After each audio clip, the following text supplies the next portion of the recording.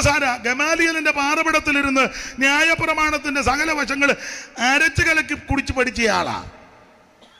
ഇവിടെ 3 വർഷം ബൈബിൾ സ്കൂളിൽ പോയാൽ പിന്നെ doctor reverend so and so. പിന്നെ കക്ഷത്തിൽ ഇഷ്ടിക ഇരിക്കുന്ന പോലെ നടക്കുന്നത്.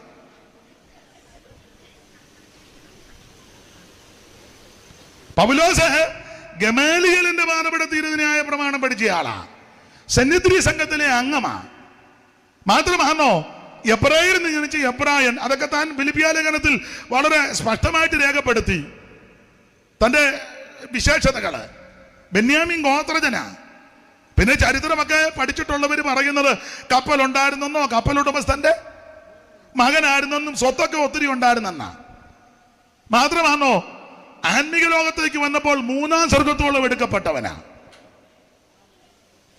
അവിടെ ചെന്ന് ഇതെല്ലാം കണ്ടേച്ച് വന്നയാളാ. അത് ശരീരത്തോടോ ശരീരം കൂടാതെ എങ്ങനെയാലും ആകട്ടെ പോയല്ലോ. അങ്ങനെയുള്ള ശ്രേഷ്ഠനായ കർത്തദാസനെ പത്രോസ് പരിചയപ്പെടുത്തുന്നത് നമ്മുടെ പ്രിയ ബഹുമാനപ്പെട്ട ആദരണീയനായ നിതാന്ത്യ വന്ധ്യ ദിവ്യ ഡോക്ടർ റവറൻ. പോടാ ചുമ്മാ ഊളത്തരം പറയാതെ. കണ്ണു തുറന്ന് വായിരു നീയല്ല. ഒന്നുകൂടെ വായിക്കും മോനെ. ഇവനെല്ലാം കേക്കട്ടെ. വായിക്കും മോനെ. അങ്ങനെ തന്നെ അങ്ങനെ തന്നെ വായിരു മോനെ. ഒന്നുകൂടെ വായിരു.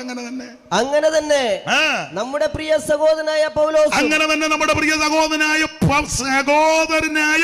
പൗലോസ്.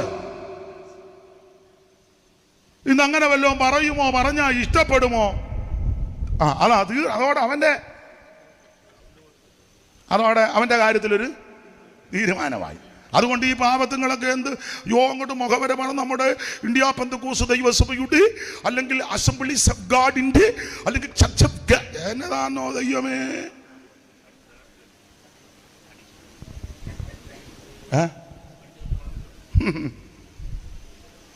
ഒറ്റ വാക്കിൽ പരിചയപ്പെടുത്തി ഇത്രയും ശ്രേഷ്ഠനായ ദൈവദാസനെ.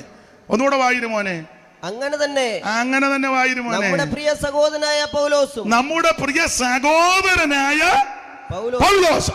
തനിക്ക് ലഭിച്ച മതി. അപ്പോൾ യോഹന്നാൻ അപ്പോസ്തലനും തന്നെ ഒന്ന് പരിചയപ്പെടുത്തുക.